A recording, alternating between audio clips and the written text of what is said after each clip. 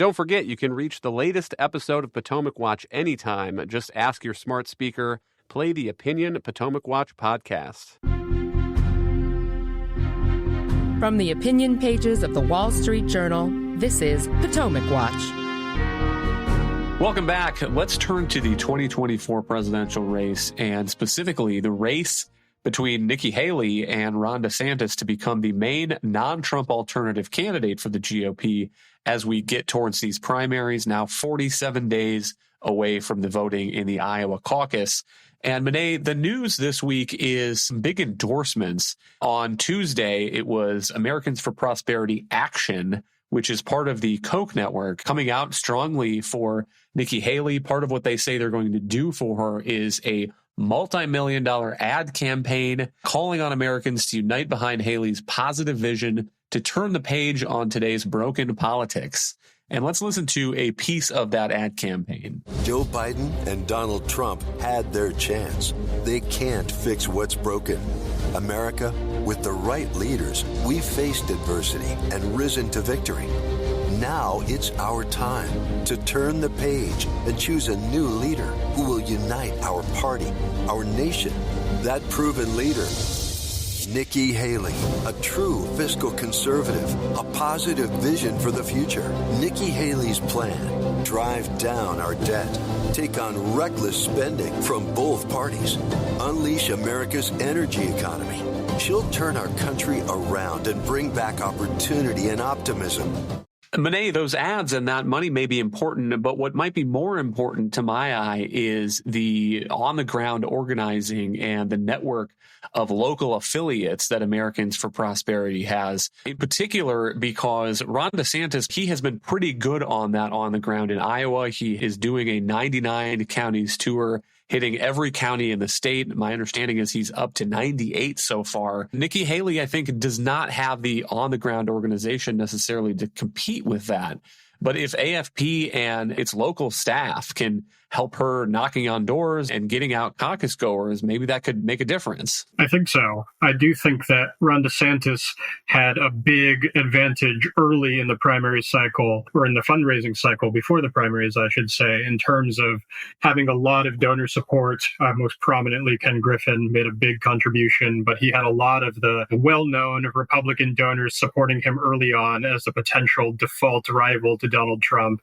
And he was able to build out a big base of on-the-ground operations in some of these early states. As things progressed, he ended up consolidating most of that operation in Iowa, thinking that was where he was best poised to compete with Trump and run up a big primary vote total to show that he was a viable rival. Whereas Nikki Haley, I think her success has come mostly on the debate stage. She's developed a big popular following by performing well in those debates and becoming the standard bearer for positions such as tackling the debt and a robust foreign policy.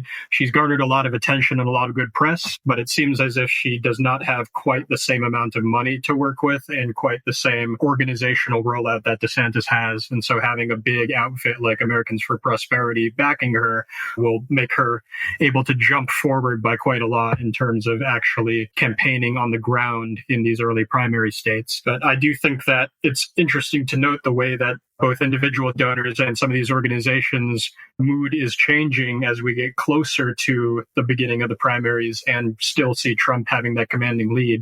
I think that in the first few months after the debates started, they wanted to see how the candidates performed, who voters would think was viable and how the polls would shift, and to get a sense of who are going to be the last men standing, so to speak, before they took decisive action and came out with explicit endorsements. But we're really nearing that time where there's only a couple of months left before primary voters are going to start going to the polls. And I think that the donors and institutions think it's now or never. And so it's not surprising to see Americans for Prosperity Action come out and say that we're going to make a big explicit bet on Nikki Haley and see if we can try to shift those polls a little bit further and see if Trump really is inevitable, or if with more support, these candidates are able to really chip into his lead and see if we're going to have a real primary contest here. But Ron DeSantis is definitely not taking this lying down. As I said, he has been on a barnstorming tour of Iowa.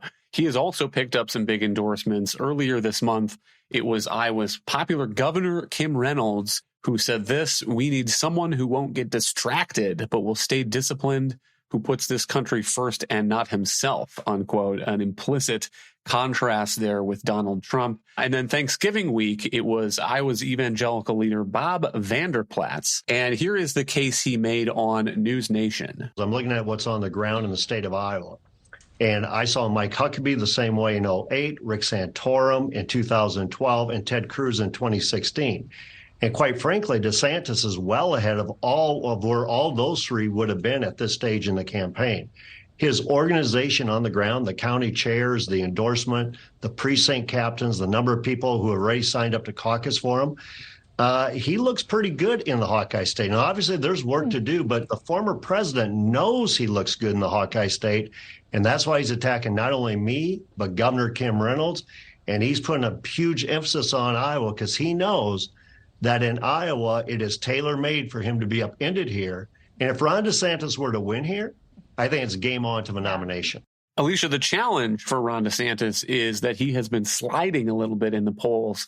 He is now in fourth in New Hampshire behind not only Trump and Nikki Haley, but also Chris Christie. And then he's third in South Carolina. On the other hand, in Iowa, he is still running in second, 17.3% in the Real Clear Politics average, about 3 points ahead of Nikki Haley. I don't know, as Bob Vanderplatz says, if he comes out strongly in Iowa and starts gaining in this next month and a half before the caucus, maybe he can blast out of Iowa and then shake up the race going into New Hampshire, Alicia. I think that would be the optimistic take. I think he's going to run into problems getting into New Hampshire. And again, none of the Iowa caucus winners didn't actually go on to win the nomination. And the candidates that play in Iowa don't usually tend to play in New Hampshire. And the caucus system, of course, is different than a primary system, too. It may not be necessarily as reflective of where the party stands on certain issues and candidates. I do think Trump feels a little threatened by both Nikki Haley and DeSantis. So he's trying to portray his candidacy or his nomination as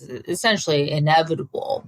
As for DeSantis, I think he needs also a strong debate performance on Fox News against Newsom. I think that could really help elevate his standing. I mean, his weak spot obviously is on foreign policy, where he just really doesn't have a substantive foreign policy agenda. It's a little bit of Trump Me Tooism with a kind of a populist bend, especially on Ukraine, and he's kind of blundered when answering questions, especially in the debates.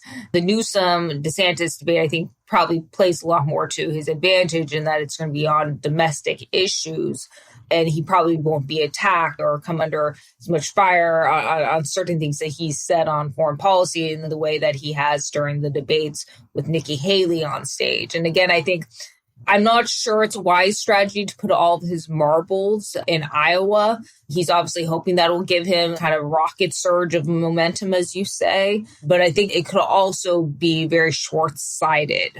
Thank you, Alicia. Thank you, Monet. Thank you all for listening. You can email us at pwpodcast@wsj.com. If you like the show, please hit that subscribe button, and we'll be back tomorrow with another edition of Potomac Watch.